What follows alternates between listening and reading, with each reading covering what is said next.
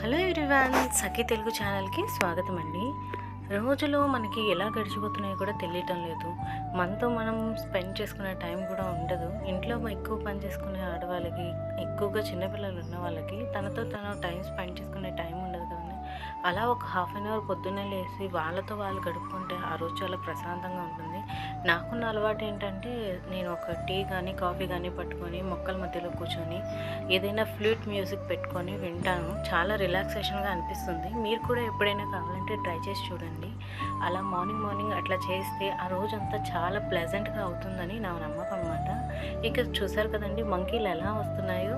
ఆ మంకీలు ఈరోజు ఎంత హడావిడి చేశాయంటే, నేను ఆరబెట్టిన బట్టలన్నింటినీ కిందన వేసేసినాయి, మొక్కలన్నింటినీ విరిపేసినాయి. ఇంట్లో చాలామంది ఇళ్లల్లోకి దొంగతనంగా వెళ్ళి వాళ్ళ డబ్బాలు అవి ఇవి తెచ్చేసుకొని పప్పులు అవి తినేసి చాలా హడావిడి చేసినాయి. ఒక 30-40 దాకా వచ్చినాయి అనమాట మంకీలు. నాకు కూడా ఈ వీడియో తీయడానికి కొంచెం భయం వేసింది, కానీ కొంచెం ఎట్లా అలా తీసేసాను అనమాట. ఇంకా మంకీలు వచ్చినాయి అంటే పెద్దవన్నీ వచ్చేసినా పర్వాలేదు, కానీ చిన్న చిన్న మంకీలు వస్తాయండి.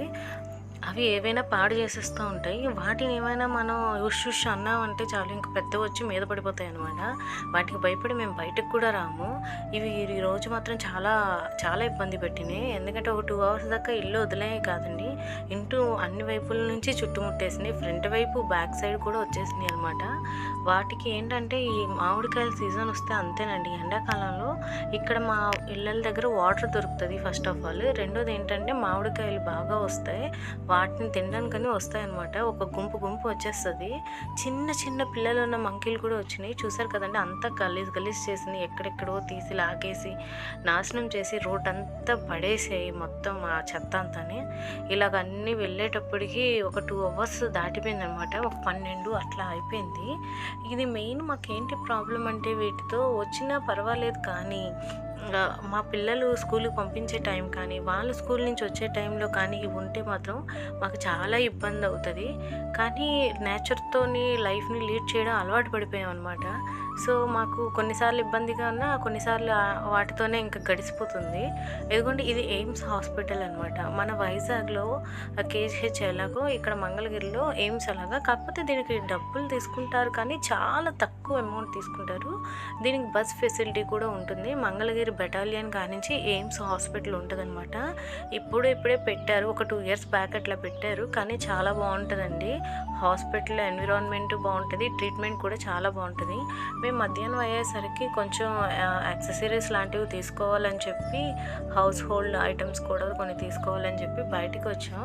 ఇవ్వండి, పీసెంట్ ట్రీట్కి వెళ్తే ఇలాగా మనకి ఇయర్ రింగ్స్ అట్లాంటివి దొరుకుతాయి. ఇయర్ రింగ్స్ కానీ, స్లిప్పర్స్ కానీ, మనకి గగ్గుల్స్ అట్లాంటివి, ఎండకి సంబంధించి మనం ఏమైనా గగ్గుల్స్, టోపీ, క్యాప్స్ లాంటివి తీసుకోవాలనుకుంటే ఇక్కడ తీసుకోవచ్చు. ఇది హైదరాబాద్లో మనకి చార్మినార్ దగ్గర చూసారు కదండి, బ్యాగులు అవి అమ్ముతారు. ఎంత బాగుంటుందో స్ట్రీట్ షాపింగ్ అక్కడ. సేమ్ యాజ్ టీస్గా ఈ బీసెంట్ రోడ్లో కూడా ఇలాగా ఉంటుంది. సేమ్ వైజాగ్లో కూడా జగదాంబ సెంటర్ అంటారు కదా, చాలా ఫేమస్. అట్లాగే ఇది బీసెంట్ రోడ్ విజయవాడకి ఫేమస్ అనమాట. నేను ఏమైనా తీసుకోవాలంటే కూడా విజయవాడ బీసెంట్ రోడ్కే వస్తాను. రీజన్ ప్రైస్ ఉంటుంది. మనకి ఏంటంటే చూడటానికి చాలా డిజైన్స్ కూడా ఉంటాయి.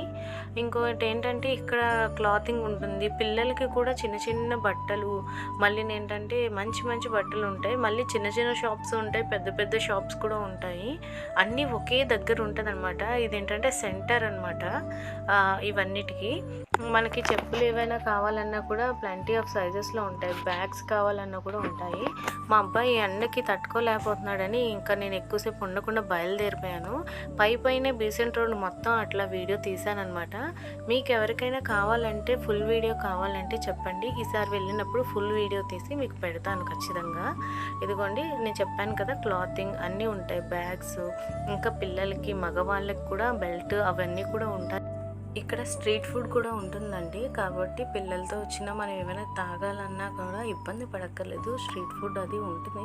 అది జనరల్ కామన్ థింగ్ కదా, అందరికీ చెప్పాల్సిన అవసరం లేదు. కాబట్టి నేను అది స్పెసిఫిక్గా అవి ఏమీ చూపించలేదు. ఉంటాయండి. ఇదిగోండి, చిన్న షాప్స్ కూడా ఉంటాయి. కానీ క్లాతింగ్ అనేది చాలా బాగుంటుంది అనమాట. ఇక్కడ పెద్ద shops, south India shopping mall అట్లాంటివి కూడా ఉంటాయి. చూసారు కదండి, పిల్లలకి చిన్న చెప్పులు, షూస్ ఎంత బాగున్నాయో. ఇదిగోండి బ్యాగ్స్ అయితే చాలా చాలా ఉన్నాయి. చాలా కొత్త రకం కూడా వచ్చినాయి ఈసారి ఏంటో కానీ. మేము ఒక 1 మంత్లో 2 టైమ్స్ 1 టైం అట్లా వెళ్తూనే ఉంటాము. ఏదో పని మీద వెళ్తూ ఉంటాం.